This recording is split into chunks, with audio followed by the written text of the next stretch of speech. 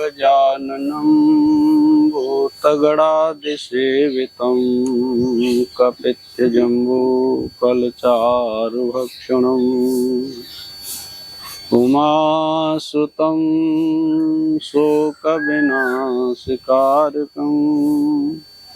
नमामि विघ्नेश्वर पादपङ्कजम्।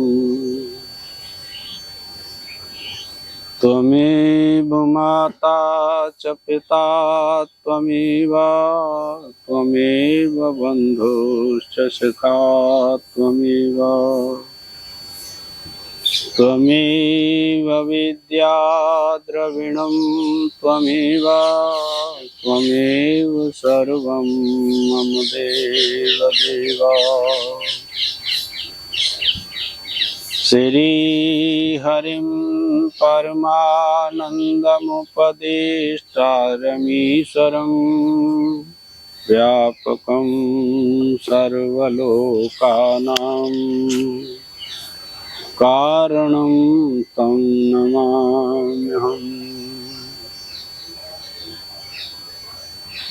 चैतन्यं सर्वगमं सर्वभूतगुहाशयं यत् सर्वविषयातीतं तस्मै सर्वविदे नमः। ॐ सहना भवतु सहनौ भुनक्तु सह वीर्यं करवावहै तेजस्विनावधीतमस्तु मा विद्विषावहै। ॐ शान्ति शान्ति शान्तिः। ॐ सन्नो मित्रः संवरुणः सन्नो भवत्वर्यमा सन्न इन्द्रो बृहस्पतिः सन्नो विष्णुरुक्रमः। ॐ शान्ति शान्ति शान्तिः।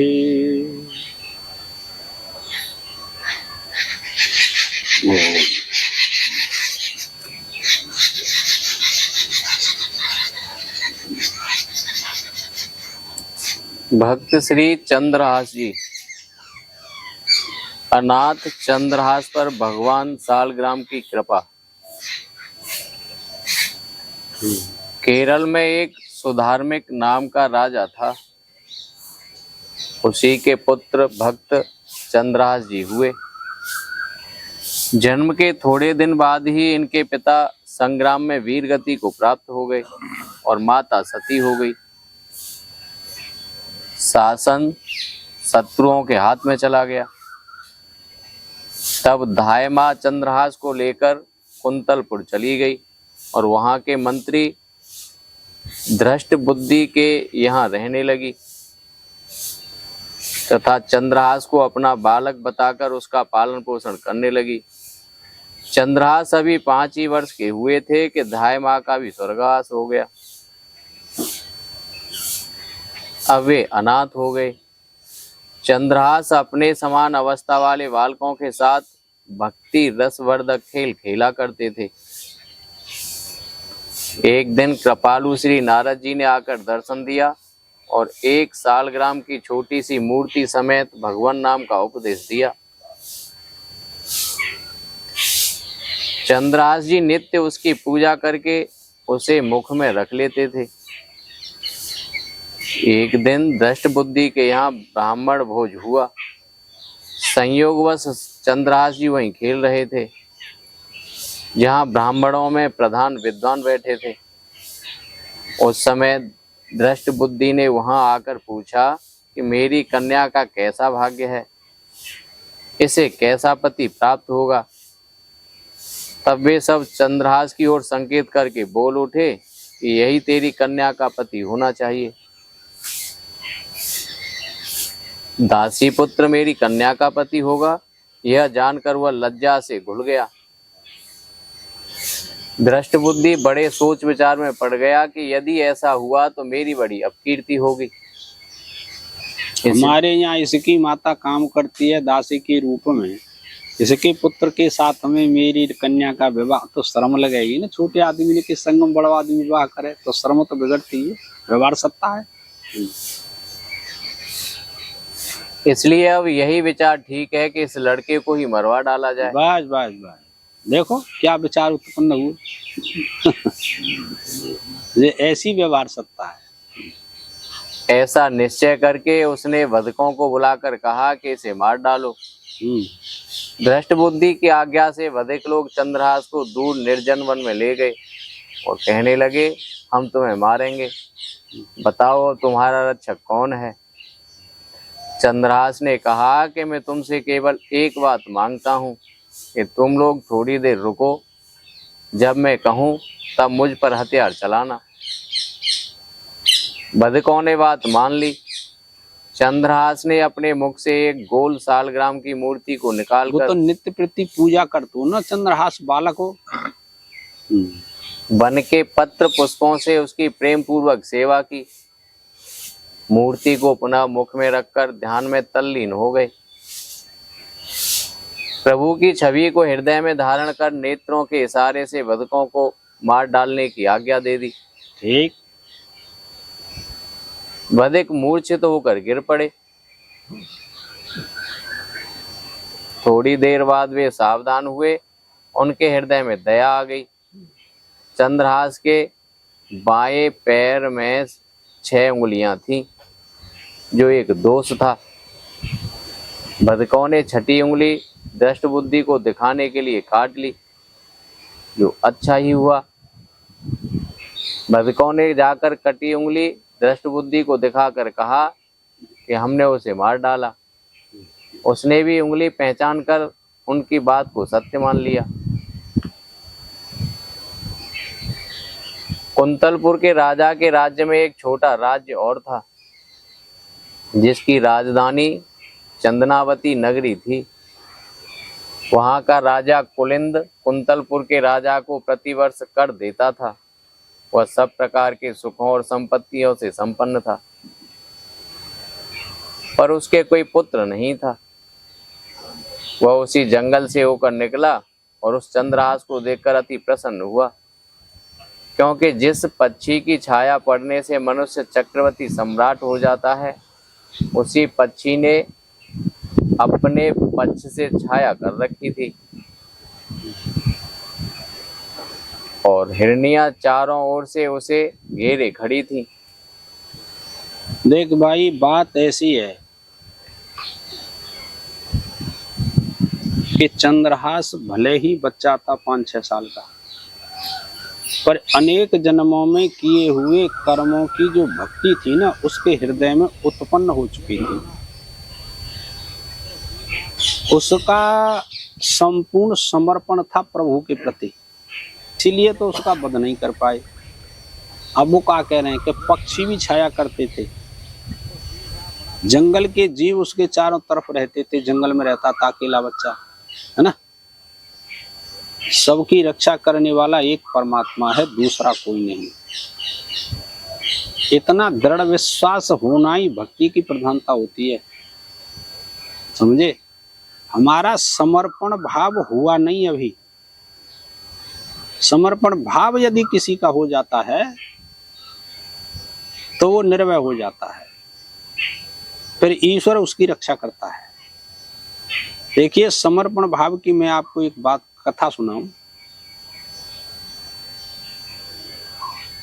सूझा नाम के एक भक्त थे, तो उनके पास में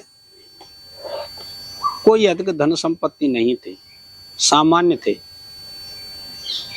कुछ दिन के पश्चात उनके एक पुत्र हो गया और कोई बच्चा नहीं था। भक्ति करते थे बाल्यावस्था से, फिर विवाह हो गया, पुत्र हो गया। 10 महीने का एक पुत्र हुआ। अपनी पत्नी से कहा कि भाई अब ये पुत्र होगा, इसके आश्रय से तुम अपना जीवन व्यतीत करना, इतना सामान आपके पास है और मैं तो अब चलता हूँ, भगवान की भक्ति करूंगा। पत्नी ने कहा कि तो मैं यहाँ क्यों रहने लगी, भक्ति तो मैं भी कर सकती हूँ, मैं भी चलूंगी आपके साथ।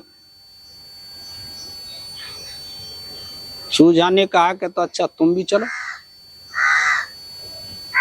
तैयार हो गए जाने के लिए। तो 10 महीने के बच्चे को लेकर के वो चलने लगी। सूझा ने कहा कि भाई ये बच्चे की हमको परेशानी होगी, इससे क्या लेना देना बच्चे से, इसको यहीं छोड़ दो। अब तुम देखो विचार करके, देखिए 10 महीने का बच्चा, तो माँ का हृदय कैसा होता है।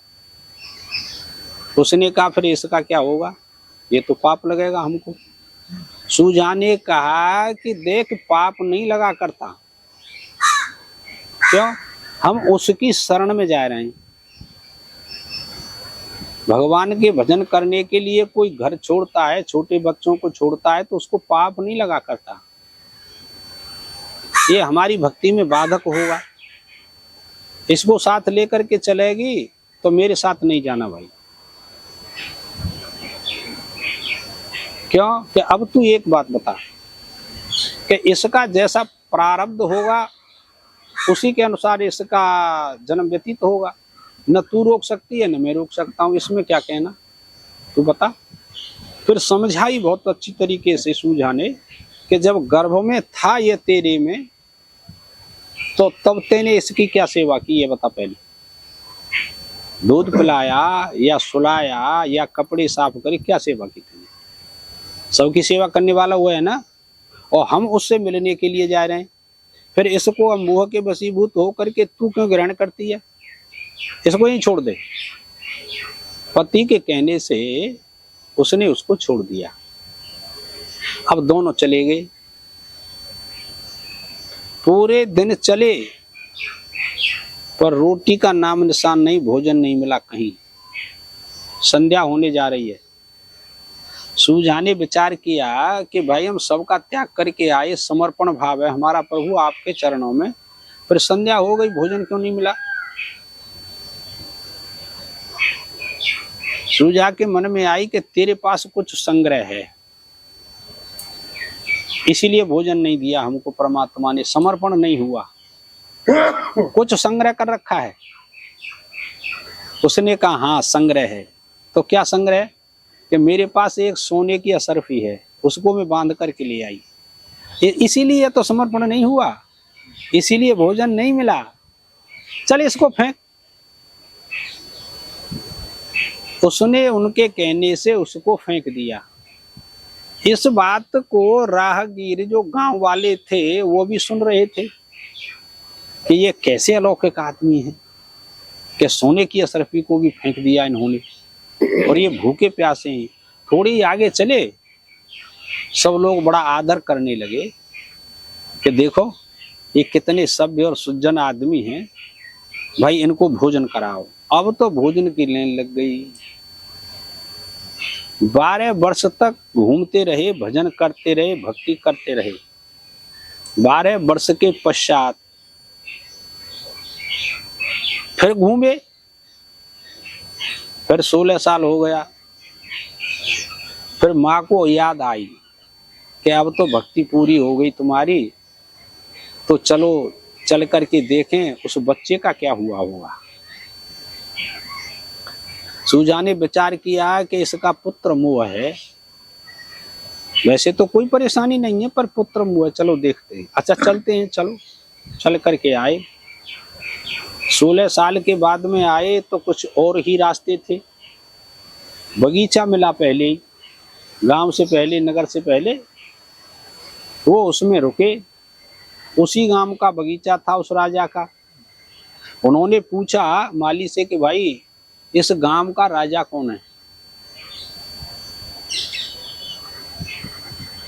तो उन लोगों ने बताया कि महाराज तुम नहीं जानते यह कौन सा गांव है। कि भाई हम तो नहीं जानते, पर इतना जानते हैं कि यह गांव हुआ है, पर हम पूछ रहे हैं कौन राजा है। उन्होंने बताया कि 2 पति पत्नी थे, वो भगवान के भक्ति करते थे। 10 महीने का बच्चा छोड़ करके वो तो भजन करने चले गए, आज तक नहीं लौटे। उनका पुत्र जो है अब राजा बन गया है, राजा ने उसको अपने गोद में रख लिया, क्योंकि राजा के पास कोई पुत्र नहीं था, संतान नहीं थी। तो उन्होंने कहा कि इसको हम ही ले लेते हैं, और पढ़ाया लिखाया। अब वो राजा, उसको राजा बना करके मर गया। वो 16 साल का हो गया, वो बच्चा अब राजा है। यह सुना तो सूझा बड़ा प्रसन्न हुए, और माता बड़ी प्रसन्न हुई। सूझा ने कहा, जब यहाँ रहती तू उसका पालन पोषण करती तो तू राजा बना सकती थी उसको, बता। सबकी रक्षा उसने की कि नहीं? अब तेरा क्या विचार है कि अब नहीं जाना पुत्र के पास? वहीं से वापस हो गए महाराज। समर्पण भाव में संग्रह होता है और एक परिग्रह होता है। सब समर्पण कर दिया तो तुम्हारा अहंकार गलित हो गया, संसार की कोई वस्तु आपके पास नहीं है। पापों की निवृत्ति हो गई, कष्ट पाते पाते साधना करते करते पाप क्षय हो गई, परमात्मा का दर्शन हो गया। ये है समर्पण भाव, श्रद्धा, विश्वास। चाहे मैं हूं चाहे तुम हो, कोई भी हो, क्या आपने समर्पण किया है? खूब भजन करते हैं, खूब घंटी बाज रही है, सबन की संसार में घंटा बाज रहे, शंख बाज रहे, आरती है रही है, कीर्तन हो रहे हैं। ईमानदारी से पूछा जाए कि आपने समर्पण किया है क्या? शास्त्र की दृष्टि से समर्पण करना ही प्रभु की प्राप्ति का एकमात्र साधन है, याद रख लो आप लोग। शास्त्र का त्याग करके समर्पण भाव आप करें तो वो दिखावटी है। मिलने में देरी नहीं है, हमारे साधन में देरी है। असली बात यह है कि हम सत्य को स्वीकार नहीं करते, सच्चाई स्वीकार नहीं करता कोई पुरुष। वैसे भक्त हैं, खूब बड़े भक्त हैं, रामायण पढ़ रहे हैं, गीता पढ़ रहे हैं, भागवत पढ़ रहे हैं, सुन रहे हैं, दान कर रहे हैं, यज्ञ कर रहे हैं। हाँ, इनको करने से आपको संसार मिल जाएगा, फल प्राप्त हो जाएगा, पर परमात्मा थोड़ा ही मिलेगा। ये विशेष बात है। तो अपने हृदय से पूछना चाहिए कि मेरे चित्त में कितना समर्पण है परमात्मा के प्रति। और समर्पण अंदर का होता है, बाहर का नहीं होता। बाहर तो तिलक छापे लगाए ले, जनेऊ पहलो खूब पुस्तक हाथ में ले ली, गीता रामायण और डोल रहे खूब। हाँ, बहुत बढ़िया भगत और खूब अच्छी वाणी है, खूब सुनामत है। लोग अज्ञानी पुरुष हैं, कुछ समझते हैं, है बात कुछ। तो बाहर के समर्पण से काम नहीं चलता, अंदर के समर्पण से काम चलता है। आपका भाव विचार कैसा है? जब समर्पण होता है ना, सारे संकल्पों का अभाव हो जाता है। हम संकल्प, अब देखो, अब ज्ञान की दृष्टि आई। आप संकल्पों को जन्म देते हैं कि संकल्पों का नाश करते हैं? आप देखिए विचार करके, हम क्या करें इसमें। नए नए संकल्प करते हैं तो संकल्पों का जन्म करते हैं आप लोग, इसीलिए उससे अलग हो जाते हैं भजन ध्यान से। हम क्या करें इसमें? गीता में यह बात बताई कि नहीं, संकल्प प्रभवान्न कामास त्यक्त्वा सर्वान्य शेषता। और संकल्प से उत्पन्न होने वाली जो कामनाएं हैं ना, उन सब का त्याग कर दो पहले। संकल्पों का त्याग हुआ तो कामनाओं का त्याग हो गया लाला, तृष्णा का त्याग हो गया, मोह वृत्ति का त्याग हो गया, लोभ वृत्ति का त्याग हो गया। कितनी बार सुनी कि लाखों बार, पर आदर तो नहीं किया तुमने इन बातों का। कि आदर नहीं किया है तो आप सुन सकते हैं, पर उस गति को प्राप्त नहीं हो सकते। आदर का मतलब प्रयोग में नहीं लाए, धारण नहीं किया, तो परमात्मा नहीं मिलेगा किसी को। तो समर्पण भाव है। चंदनावती के राजा कुलिंद ने निःसंकोच दौड़कर बालक को गोद में उठा लिया। हाँ, अब देखो उसका प्रारब्ध कहाँ ले जा रहा है। माता मर गई, पिता मर गो, मरवावे के काजे पूरा उद्यम कर दिया और मार के वहां चले गए। उनके हृदय में उत्पन्न कर दी दया, तो अब वो उसको ले गए जंगल में। और घर लाकर पुत्र जन्म के समान आनंद मंगल मनाया। कि मेरे पुत्र जैसे होता है ना अपने, ऐसे ही उस चंद्रहास को ले जा करके कि भाई मेरे को पुत्र मिला है, वो राजा लेगा दूसरा। कुछ दिनों के बीत जाने के बाद राजा ने सोच विचार करके चंद्रहास को राज सिंहासन पर बैठाकर उसका राज तिलक कर दिया। देव साहब, हाँ उसकी गति ऐसी है। चंद्रहास ने राज्य पाकर अपने राज्य में भाव भक्ति का बड़ा भारी प्रचार प्रसार किया।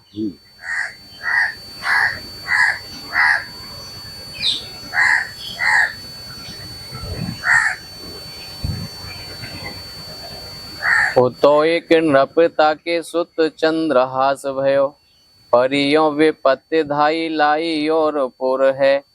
राजा को दीवानता के रही घर आन वाल, आपने समान संग खेले रस ढोर है।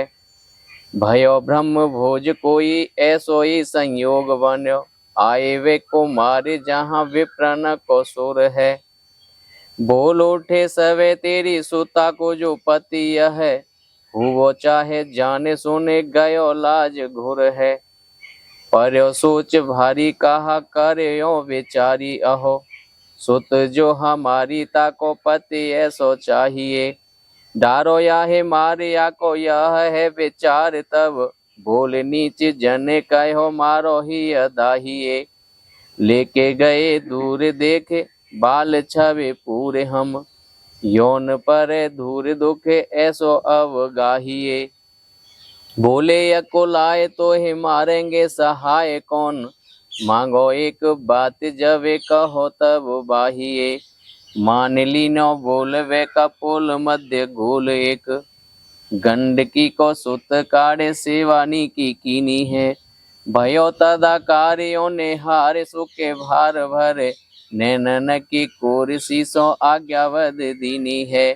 गिरे मोर जाए दया आई कछु भाए भरे, ढरे प्रभु और मति आनंद शोभिनी है। होती छठी अंगूरी जो काट लई दूषण को, भूषण ही भयो जाए कहीं सांच चीनी है। वह देश भूमि में रहत लग भूप और सुख सवे एक सुत चाह भारी है। निकस्यो विपन आन देखे आई मोद मान, कीनी खग चाह घिरी मृग पांत सारी है। दौर के निसंक लियो पाए निद रंक जियो, यो मन भायो सो बदायो श्री हुवारी है। को दिन बीते नप भये चित चीते दियो, राज को तिलक भाव भक्त से विस्तारी है। देखो सालग्राम कौन सी नदी से निकलते हैं, सुनाया आपने कभी? नर्मदा से। नर्मदा से तो भगवान शंकर निकलते हैं। हाँ वो कृष्णा है, सब याद है। वो गंडकी नदी है, उसमें से तुम एक तुलसी को पत्ता डालो सालग्राम ऊपर और कूद के निकालेंगे, दिखाई देते हैं। वहाँ इतना सुंदर जल है।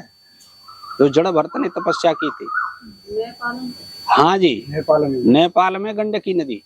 तो एक तुलसी का पत्ता डालो और सालग्राम ऊपर, चाहे 1 किलो को आवे, चाहे 50 किलो को आवे, चाहे 1 छटा को आवे, सालग्राम ऊपर आ जाएगा। नर्मदा नदी में ते कोई कंकड़ पत्थर ले आओ, वो सब संग करेंगे। आई समझ? ये सब अलौकिक लीला परमात्मा की है, उसकी शक्ति की प्रभा है। ये सब किसी में शंकर का प्रादुर्भाव कर दिया और किसी में सालग्राम का, विष्णु का प्रादुर्भाव कर दिया। अब ऐसी कथाओं को सुन करके हमारे चित्त में यह न तो विवेक होता है न वैराग्य होता है। क्या करें? अपनी सत्ता जब तक रहती है तब तक वह परमात्मा जिसने यह सत्ता सब में प्रवेश कर रखी है वो दिखाई नहीं देता। लाला दिखाई देने पर चित्त शांत हो जाता है, मन शांत हो जाता है, पर अब मन शांत क्यों नहीं है?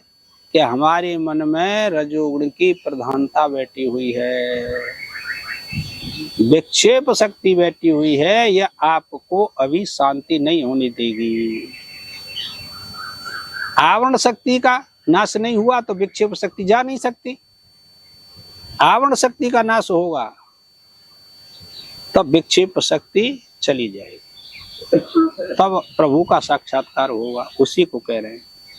तो ये कैसे अलौकिक भक्त हैं, ऐसी थोड़ा ही है, उसी को कह रहे हैं। चंद्रहास के साथ दृष्ट बुद्धि का षड्यंत्र। हाँ, चंद्रहास ने कुंतलपुर के राजा को कर देना बंद कर दिया था। अतः उस राजा ने कर वसूल करने के लिए मंत्री दृष्ट बुद्धि के साथ सेना वहां भेजी। मंत्री को घर आया जानकर चंदनावती के राजा ने उसका बड़ा सम्मान किया। मंत्री ने चंद्रहास को पहचान लिया कि यह वही बालक है। मन में खींचकर निश्चय किया कि कपट का जाल फैलाकर अब इसे मारूंगा। ठीक है साहब। देखो ये सब क्या होता है, कपट जाल चलता तो नहीं है पर हम मानते तो नहीं। घर बुला करके किसी को तुम मारो तो कपट ही तो हुआ। मित्रता है हमारी तुम्हारी, फिर मारो, ये मूर्खता के लक्षण है। हाँ? कर लेने की बात पीछे पड़ गई। दृष्ट बुद्धि ने एक चिट्ठी लिखकर चंद्रहास को दी और कहा कि इसे मेरे लड़के मदन सेन के हाथ में दे देना और कहना कि इसमें जो लिखा कर लाया हूं उस कार्य को जल्दी ही कर दीजिए। चंद्रहास जी पत्र लेकर कुंतलपुर को चले। नगर के समीप एक बाग में सेवा समय जानकर रुके। आनंद मग्न होकर सालग्राम भगवान की सेवा की, फिर विश्राम करने लगे और वहीं सो गए। सालग्राम में पूजा ना छोड़ी, भले ही कौन है गए राजा। उसी बाग में मंत्री दृष्ट बुद्धि की लड़की अपनी सहेलियों के साथ खेलती हुई आई। चंद्रहास के सौंदर्य को देखकर उसे बड़ा अनुराग हुआ। पहले तो निश्चय है गई ना, जब 5 साल के इसी लड़की के साथ में इसका विवाह होगा। फिर निकट से देखने के लिए अपनी सहेलियों से अलग होकर चंद्रहास के समीप आई और इनकी रूप माधुरी को देखकर उनमें प्रेमासक्त हो गई। शोभा सौंदर्य के मद से मतवाली उस लड़की ने चंद्रहास की पगड़ी में रखी हुई चिट्ठी को झुककर धीरे से खींच लिया। ठीक।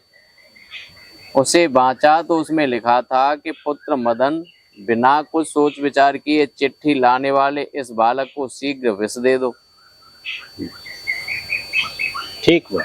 यह बांचकर मंत्री की लड़की अपने पिता पर नाराज हुई कि मेरा नाम लिखते लिखते ऐसी भूल की। उसका नाम विषया था। उसने आंख के काजल से विष के आगे या और बना दिया। फिर आनंद की उमंग में मग्न अपनी सहेलियों में ये सब घर चली गई। जो सारी क्रिया है रही है ना, वो प्रभु की लीला है। ऐसे लिख के तो ये भेजा था कि ये चंद्रहास मेरी लड़की के साथ विवाह करेगा, इसलिए अपने पुत्र को लिख दिया कि इसको विष देना है। तो वो पहले देखो कितने ईमानदार है कि लड़के ने वो चिट्ठी को नहीं पढ़ा। अब भी पुरुष ऐसे हैं, लेकिन लड़की ने तो पढ़ लिया कि इसमें क्या लिखा है देखूं। तो एक विशेष जानकारी होते हैं इन बातों से कि नेत्रों में जो अंजन लगा था ना, उससे ही लड़की ने और यह शब्द लिख दिया, विषया। काम बन गया। अब वो पढ़ेगा तो जरूर मदन। लिखा तो यह था कि चंद्रहास को मार दे मेरा पुत्र, बिना सोचे समझे। अब लड़की के लिए मारने के लिए यह प्रसंग उपस्थित हो गया।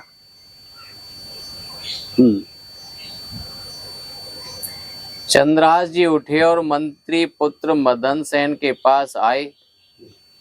चंद्रहास उसे बहुत प्रिय लगे। उसने चंद्रहास को प्रेम पूर्वक गले से लगा लिया।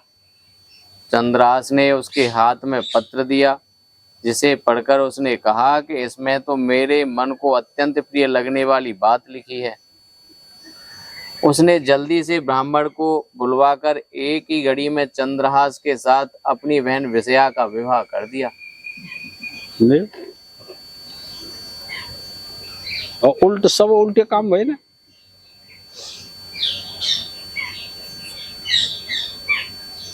कुछ समय बाद नीच दृष्ट बुद्धि आया। विवाह की बात सुनकर उसे ऐसा लगा मानो इधर उधर घूम घाम कर मौत ही उस पर आ गई हो। चंद्रहास को दुल्हे के वेश में देखकर उसके मन में बड़ा भारी दुख हुआ कि भेजो तो न्यू के छोरा मार दे, और जान तो मेरी छोरी को ब्याह और कर दो, अपनी बहन को ब्याह भी कर दो जाए संगम। दृष्ट बुद्धि ने एकांत में बैठकर अपने लड़के से पूछा कि तुमने यह भूल कैसे की। मदन सेन ने कहा कि मैंने बिल्कुल वही सब काम किया जो कि आपने अपने हाथ से पत्र में लिखा था। ऐसा कहकर उसने वह पत्र पिताजी को दिखा दिया। उसे पढ़कर उसके शरीर में आग सी लग गई। वह मन में विचार करने लगा कि मैं तो बड़ा ही अभागा हूँ, अब भी मैं इसे मरवा डालूंगा। दासी पुत्र में आसक्त बेटी का विधवा हो जाना ही अच्छा है। अब वो ना चैन खाए रहो, ये दुष्ट पुरुषों के लक्षण है ना।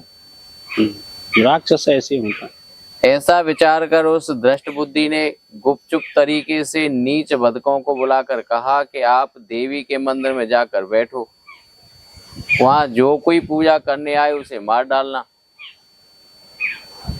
फिर वह चंद्रहास से बोला कि आप जाकर देवी का पूजन कराइए, वे मेरी कुल पूज्या हैं।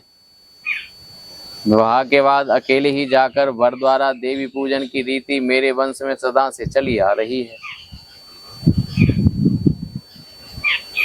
दृष्ट बुद्धि के कथनानुसार चंद्रहास जी देवी का पूजन करने चले।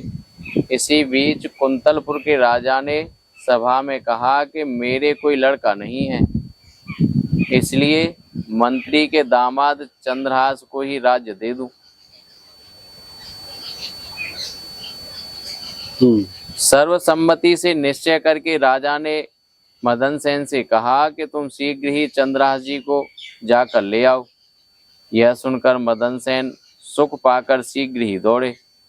मार्ग में ही चंद्रहास को पाकर प्रसन्न हुए और बोले कि आप शीघ्र ही राजसभा में चले जाइए, राजा आपको राज्य देना चाहते हैं। आप देवी के अपमान से मत डरिए, उनका मानसिक ध्यान कर लीजिए, मैं आपके बदले जाकर देवी का पूजन करूंगा। यह कहकर मदन सेन देवी के मंदिर में गए। वहां जाते ही पहले से बैठे हुए बदकों ने उन्हें मार डाला। इधर चंद्रहास जी के राजसभा में पहुंचते ही राजा ने उनका राज्याभिषेक कर दिया। सभी लोग सम्राट चंद्रहास की जय जयकार करने लगे। चंद्रहास की भक्ति का प्रभाव। उधर किसी ने आकर दृष्ट बुद्धि से कहा कि देवी के मंदिर में तुम्हारे पुत्र को बदकों ने मार डाला। सुनते ही वह रोने लगा। उसकी आंखों से आंसुओं की धारा बहने लगी। तुरंत ही वह देवी के मंदिर में गया।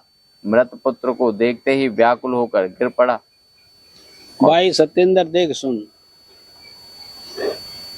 दूसरे का अहित करने वाले, सोचने वाले इसी कदर से दुख पाते हैं जैसे इसने पाया।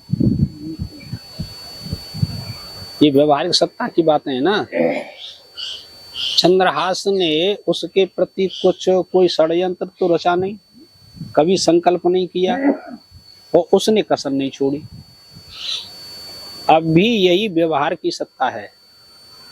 तुमसे कुछ नहीं कह रहा है वो व्यक्ति, और तुम दिन रात उसी के विषय में लगे हैं कि इसको कैसे नीचा दिखावें, कैसे मरवावें।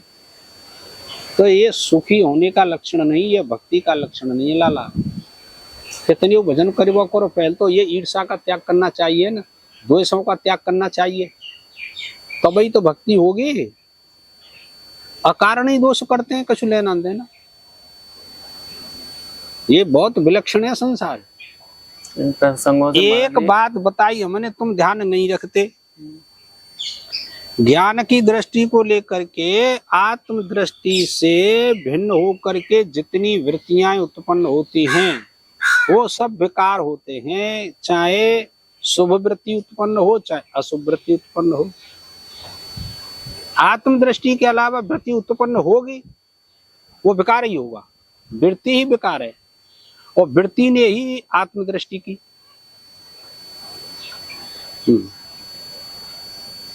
कहा करे, हाँ चलो जी तो हाँ कहा कर, देखो देखो कितना उच्च के देखे रो है के कहा दे वो मुँह जाए हर वक्त तक वही दिखता है। चल। मृत पुत्र को देखते ही व्याकुल होकर गिर पड़ा और पत्थर पर सिर पटक पटक कर मर गया। किसी का क्या बस। अकारण ही किसी से द्वेष करेंगे तो उसका रुक जा खोल लेंगे। हाँ। वह ऐसा ही अभागा था। जब राजा चंद्रहास ने यह समाचार सुना तो वे भी देवी के मंदिर में आए। हाँ, ले। देवी के चरणों का ध्यान करके स्वयं अपना सिर काट कर अर्पण करने के लिए तैयार हो गए। तब देवी ने कहा कि यह दृष्ट बुद्धि तो तुम्हारा द्रोही है, इसे तो क्रोध करके मैंने ही मारा है। ले साहब, ठीक है। चंद्रहास जी ने कहा कि मृत्यु तो मेरी थी, मेरे बदले मदन सेन आए और मारे गए। पुत्र वध सुनकर पिताजी आए और मारे गए। ये दोनों निरपराध हैं, इसलिए दोनों जीवित हो जाएं। कृपा करके ऐसा वरदान दीजिए। क्या ऐसे हम हो सकते हैं?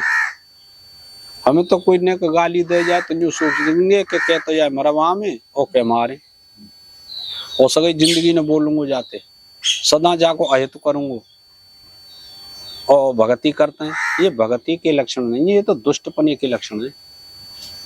ये दिखावटी भक्ति काम नहीं करती। हाँ, ये बात है। चंद्रहास के प्रार्थना करते ही दोनों जीवित हो गए। ले साहब, दृष्ट बुद्धि को सात्विकी बुद्धि आ गई।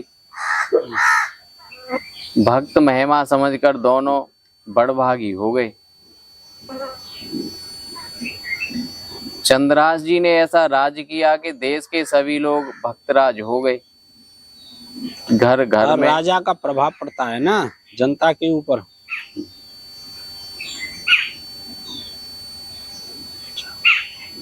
घर घर में जन जन के मुख से सुंदर हरि नाम सुनाई देता था।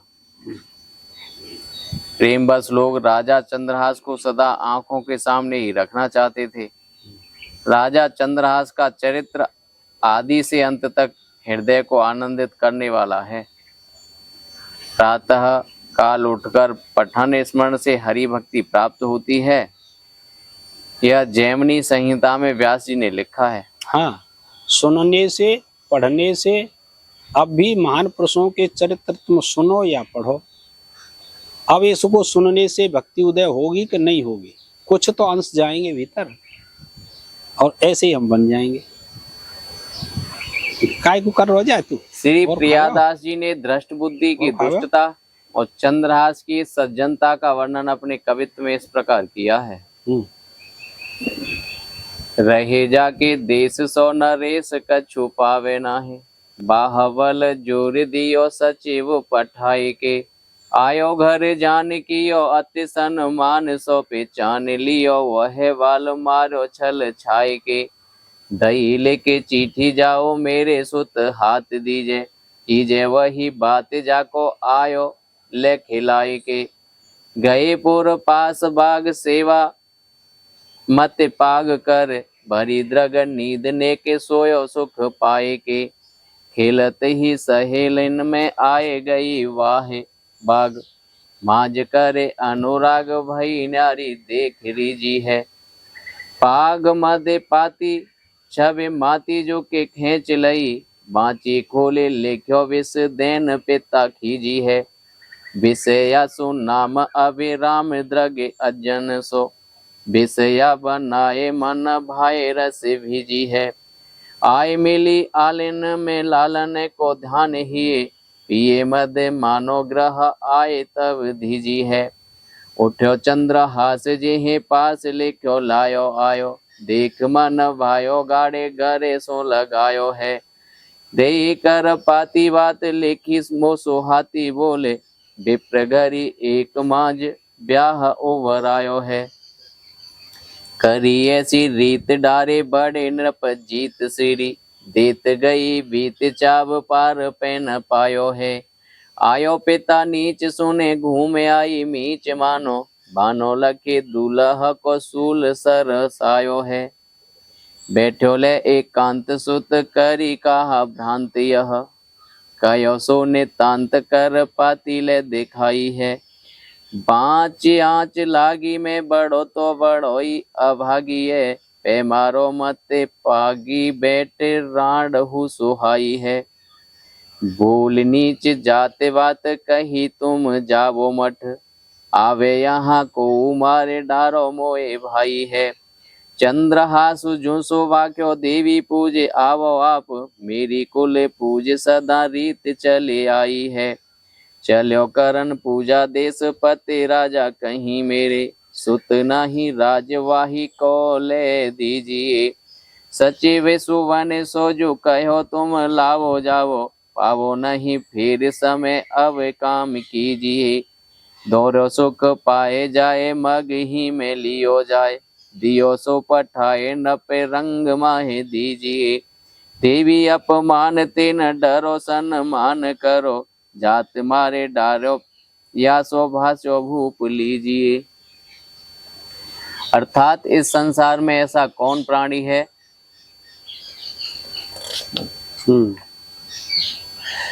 काहू आने कही सुत तेरो मारो नीच ने, सीचन शरीर द्रग नीर झरी लागी है। चलो तत्काल देख गिरो है बहाल सिर, पाथर सो पूर मर्यो ऐसो ही अभागी है।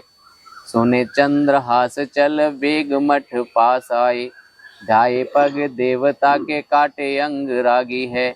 कहो तेरो द्वेषी आई क्रोध कर मारो में ही, उठे दो दीजे दान जिए बड़ भागी है। करो ऐसो राज देश भक्त राज करो, दिग सो समाजता की बाती कहाँ भागिए। हरे हरे नाम अवे राम धाम धाम सुने, और काम कामना न सेवा अभिलाषिए। काम क्रोध लोभ मद आद लेके दूर किए, जिए नृप पाए ऐसी नैनन में राखिए। कही जिति बात याद अंत लो सुहाती ही है, पठे उठते प्रात फल जैमिनी में साखिए। भक्त श्री चित्रकेतु जी। अर्थ तो पहले इसका सवयन का है ही गया ना। सूरसेन देश में प्राचीन समय में चित्रकेतु नाम के एक राजा थे। राजा की बहुत सी सुंदर रानियां थीं, परंतु उनकी किसी रानी के कोई संतान नहीं थी। वंश नष्ट हो जाएगा, इस चिंता से राजा को ठीक से निद्रा तक नहीं आती थी। एक बार अंगरा ऋषि उनके यहाँ पधारे। महर्षि तो कृपा करके उन्हें तत्व ज्ञान देने आए थे, किंतु उन्होंने देखा कि मोहवश राजा को पुत्र पाने की प्रबल इच्छा है। ऋषि ने सोच लिया कि जब यह पुत्र वियोग से दुखी होगा तभी इसमें वैराग्य होगा और तभी कल्याण के सच्चे मार्ग पर चलने योग्य होगा। अतः राजा की प्रार्थना पर ऋषि ने त्वष्टा देवता का यज्ञ किया और यज्ञ से बचा अन्न देकर यह कहा कि इसको तुम किसी रानी को दे देना। महर्षि ने यह भी कहा कि इससे जो पुत्र होगा वह तुम्हें हर्ष शोक दोनों देगा।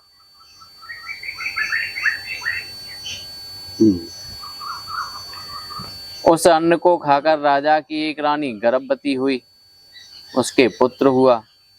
राजा तथा प्रजा दोनों को अपार हर्ष हुआ। अब पुत्र स्नेहवश राजा उसी रानी से अनुराग करने लगे। दवाइयां जा राजा की उपेक्षा से उनकी दूसरी रानियों के मन में डाह उत्पन्न हो गया। हाँ, ईर्षा तो होती है। सबने मिलकर उस नवजात बालक को एक दिन विष दे दिया, जिसके कारण बच्चा मर गया। अब खामन दे जाए। बालक की मृत्यु से शोक के मारे राजा पागल से हो गए। राजा की ऐसी विपत्ति में पड़ा देखकर उसी समय वहां महर्षि नारद के साथ महर्षि अंगिरा आए। हाँ देखिए, संयम नियम बताया ना, इसमें यज्ञ दिया है, संयम नियम बताया अंगिरा ने और नारद ने। तो 100 रानियां थी, सबसे बड़ी रानी के ये पुत्र हो गया। तो आपस में 99 रानी उससे ईर्ष्या करने लगी। तो ईर्ष्या करने लगी। उन्होंने धाय से कहा कि तू इसकी सेवा करती है, इस पुत्र को तू मार दे, इसको जहर दे दे। उसने समझाया कि भाई पुत्र जैसे तैसे हुआ है, ऐसा नहीं करना चाहिए। तो रानियों ने कहा कि हम तुझको मरवा देंगे। तो वो भयभीत हो गई। अब बेचारी करे क्या। तो कहने का भाव है कि ये ईर्षा जो है हमको दुख ही देगी। उसको मरवा ही दिया उसने, धाय ने जहर दे दिया, मर गया 3 दिन का बच्चा। तो राजा बड़ा शोक मग्न हुआ। 100 रानी रो रही हैं, जिन्होंने मरवाया वो भी रो रही हैं साचे को। फिर आए गए, मरने के टाइम पर आए, देखा तो सारा नगर सुनसान, राजा रो रहा है, रानी रो रही है, बच्चा ज्यों का त्यों रखा हुआ है, दफनाया भी नहीं। तभी आ गए अंगिरा और नारद ने कहा राजा ऐसे कैसे, कि हमने तेरे से पहले कहा था कि संतान दुख भी देती है सुख भी देती है। जब जन्म हुआ तो तेने सुख की अनुभूति की, बड़ा यज्ञ दान किया आपने। अब मर गया तो अब तू शोक करता है। पहले इसमें एक बात कही लाला कि वैराग्य के लिए पुत्र का वरदान दिया अंगिरा ने, कि पुत्र का वरदान इसीलिए दिया कि इसको वैराग्य तो हो जाए। पुत्र का जन्म होगा और फिर मरेगा तो इसको वैराग्य होगा संसार से।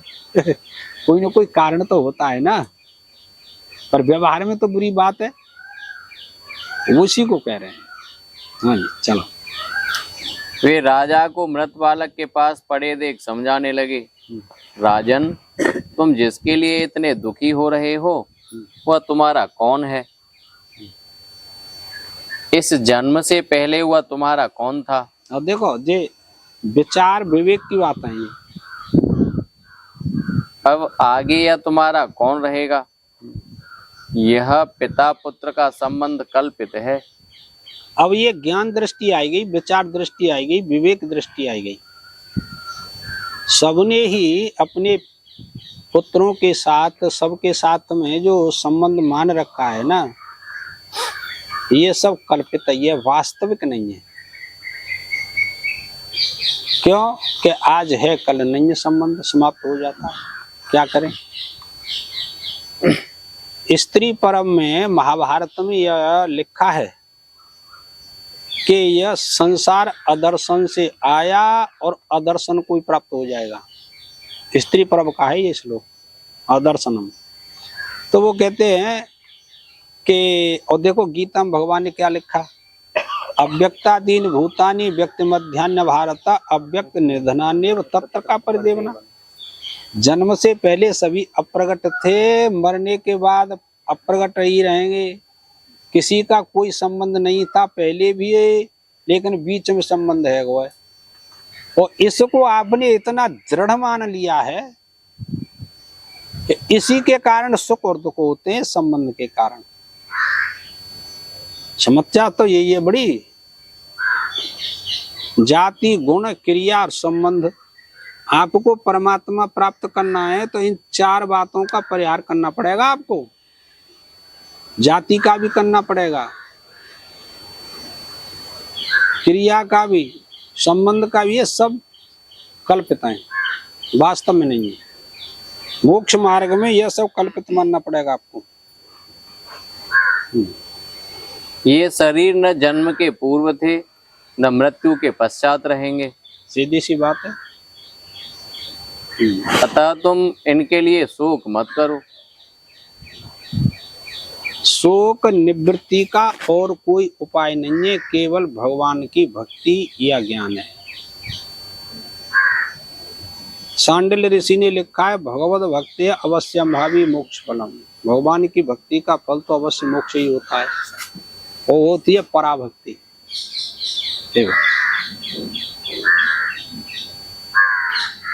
राजा को बोध देने के लिए देवर्षि नारद ने जीव का आवाहन करके बालक को जीवित कर उससे कहा, जीवात्मन, देखो यह तुम्हारे पिता माता बंधु बांधव तुम्हारे लिए व्याकुल हो रहे हैं, तुम इनके पास क्यों नहीं रहते। जीवात्मा ने कहा, ये किस किस जन्म में मेरे माता पिता हुए थे। मैं तो अपने कर्मों का फल भोगने के लिए देवता मनुष्य पशु पक्षी आदि योनियों में अनंत काल से जन्म लेता आ रहा हूँ। आकाश से उस बच्चे की आत्मा जीवात्मा उपदेश कर रही है। अपने पिता के लिए अंगिरा ऋषि सुन रहे हैं, नारद जी सुन रहे हैं कि भाई तू इस शरीर को छोड़ करके क्यों चला गया। क्या उत्तर दे रहा है जीवात्मा आकाश में कि मैं अपने कर्मों के फल के अनुसार कितनी योनियों में जन्म लिया और मर जाता हूँ, कितनी योनियों में चला आ रहा हूँ। अपने कर्मों का ही फल भोग रहा हूँ मैं नारद जी। अपने कर्मों के अनुसार अब इस राजा के यहाँ जन्म लिया और फिर मेरा कर्म आया, मैं मर गया। फिर उन्होंने कहा कि तू फिर कैसे मरा, यह तो तेरे को पता होगा ना। इन ऋषियों में आत्म बल होता है। तब उसको बुलाया आकाश में, तब वो कह रहा है जीवात्मा कि बड़ी रानी के मेरा जन्म हुआ, धाई ने मेरे को विष दे दिया, मेरी माता स्नान करने चली गई और बाद में विष लगा गई। इन सब ने सलाह करके 99 रानियों ने मुझको विष दिलवाया है।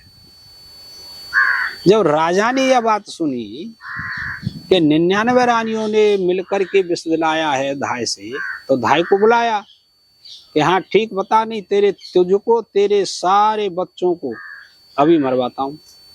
तो उसने साफ साफ बता दिया कि राजन मैं क्या करूं, उनका कहना नहीं करती तब भी मैं मारी जा रही थी, अब कहना कर दिया तो अब तुम भी मारेंगे, मैं किधर को जाऊं ये बताओ। राजा ने कहा अब तेरे को नहीं मारेंगे, पर तू बता कि हाँ इन्होंने मुझसे कहा था, समझे। तो राजा को बड़ा आश्चर्य हुआ और वैराग्य हुआ कि न कोई किसी की पत्नी, न कोई किसी का पति, न कोई किसी का पुत्र। अब वैराग्य हुआ है राजा को, समझे भाई। कोई न कोई कारण के बिना कार्य नहीं होता, तो कोई न कोई कारण तो होगा वैराग्य का, भगवान की भक्ति का। घर तुम देखो विचार करके आप लोग, खूब ज्ञानवान है, खूब घर छोड़ के देखना 1 महीने को, बिल्कुल रत्ता मत रंगो, चले जाइयो ऐसी मांग खाइयो, चूंकि वेदांत तो पढ़ लो। तो अब वो बात तो चली गई कि नाक कटई का होगा तो रहने दो, छोड़ो। 1 महीना घूम के आओ अकेले अकेले, तब सल पर ही का हो। तो विचार की और विवेक की सल पर जाते। चले गए मोबाइल में। सुनो सुनो, मोबाइल खुंटी पे धर जा तो है हमारे हुए।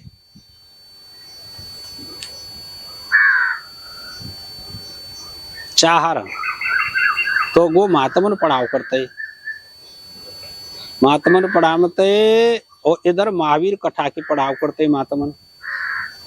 तो महात्मा कहते महावीर सिंह तुम इतने बड़े विद्वान हो, महात्मा पढ़ते हैं तुम पे, तो तुम ऐसा महात्मा है जाओ तो और ज्यादा प्रचार होगा, प्रतिष्ठा हुई तुम्हारी।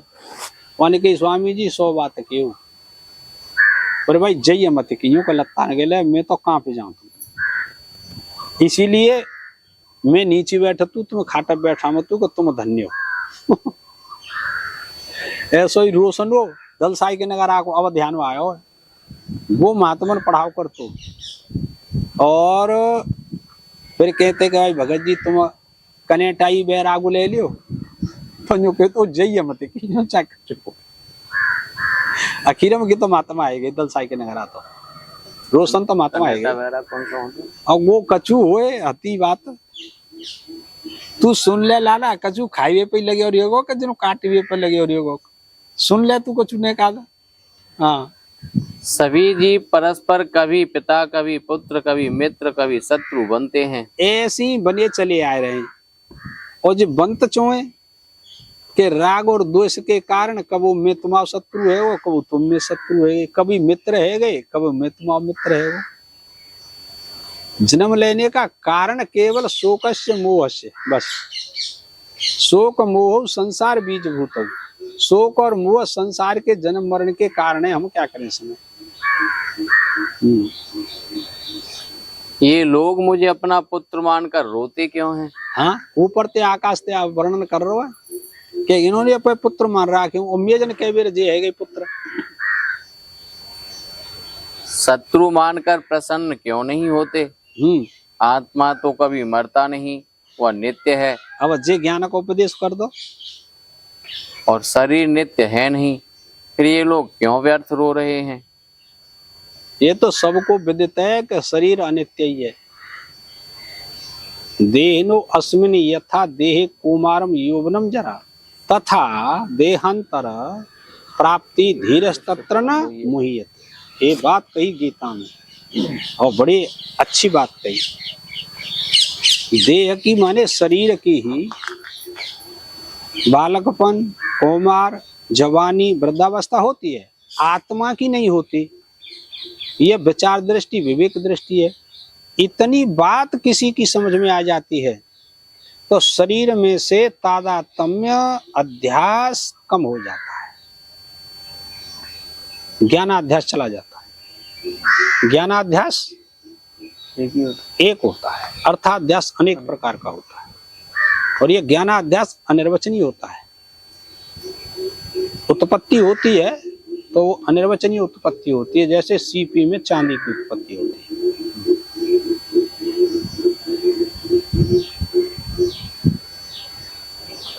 राजपुत्र का जीवात्मा इतना कहकर चला गया, उसकी बातों से सबका मोह दूर हो गया। मृतक का अंत्येष्टि संस्कार करके राजा शांत हो गए। महर्षि अंगिरा और देवर्षि नारद से भगवत प्राप्ति का साधन प्राप्त कर भगवान की आराधना करने लगे। कुछ ही समय में विद्याधरों के स्वामी हो गए। इतनी तपस्या करी फिर अंगिरा ने कि विद्याधरों के मालिक बन गए, राजा बन गए। हाँ, भजन में ताकत तो है, पर भजन जो है हम निष्काम भाव से करते नहीं, सकाम भाव से करते हैं। विद्या के बल से मनोगति के अनुसार भगवान शेष के समीप पहुंच गए। यहाँ उन्होंने सनत कुमार आदि महर्षियों से सेवित संकर्षण भगवान के दर्शन किए। दयामय भगवान ने चित्रकेतु को परम तत्व का उपदेश दिया। कालांतर में यही चित्रकेतु भगवती पार्वती की अवज्ञा करने के कारण त्वष्टा के यज्ञ में दक्षिणाग्नि से वृत्तासुर के रूप में प्रकट हुए। वो तो अपना अपना काम है, वाय तो वाय कछु न कछु काटवे चाहिए। गज ग्राह महर्षि अगस्त के हिसाब से पांड्य नरेश महाराज इंद्रदुम्न को गजयोनि तथा देवल ऋषि के हिसाब से गंधर्व श्रेष्ठ हूहू को ग्राह की योनि में जन्म लेना पड़ा था। इनसे संबंधित कथा 56, 5 और 47 में श्री हरि के प्रसंग में आई है। भक्त पांडव धर्मो विवर्धित युधिष्ठिर कीर्तनेन पापम प्रणश्यति ब्रकोदर कीर्तनेन शत्रु विनश्यति धनंजय कीर्तनेन माद्री सुतौ कथयताम न भवंत रोगाः। जैसे शरीर में 5 प्राण होते हैं, वैसे ही महाराज पांडु के 5 पुत्र हुए। कुंती देवी के द्वारा धर्म, वायु तथा इंद्र के अंश से युधिष्ठिर, भीम तथा अर्जुन, और माद्री के गर्भ से अश्विनी कुमारों के अंश से नकुल और सहदेव। ये 5 भाई जन्म से ही धार्मिक, सत्यवादी और न्यायी थे। ये क्षमावान, सरल, दयालु तथा भगवान के परम भक्त थे। इनमें भी युधिष्ठिर तो साक्षात धर्म के अवतार ही थे। ये सब धर्मराज युधिष्ठिर के ही वश में रहकर उन्हीं के अनुकूल चलते थे। धर्मराज श्री कृष्णचंद्र को ही अपना सर्वस्व मानते थे। भगवान में भक्ति होना, भगवान के प्रति संपूर्ण रूप से आत्मसमर्पण कर देना ही धर्म का लक्ष्य है। धर्म का लक्षण शुद्ध निष्कृष्ट लक्षण यही है कि समर्पण भाव परमात्मा के प्रति, बस।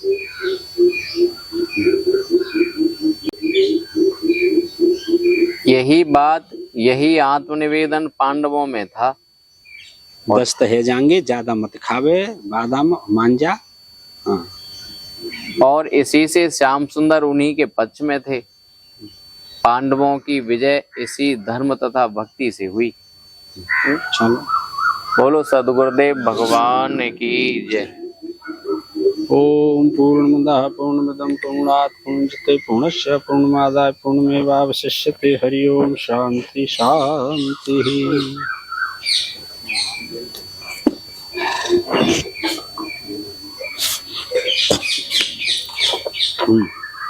उनके भेजा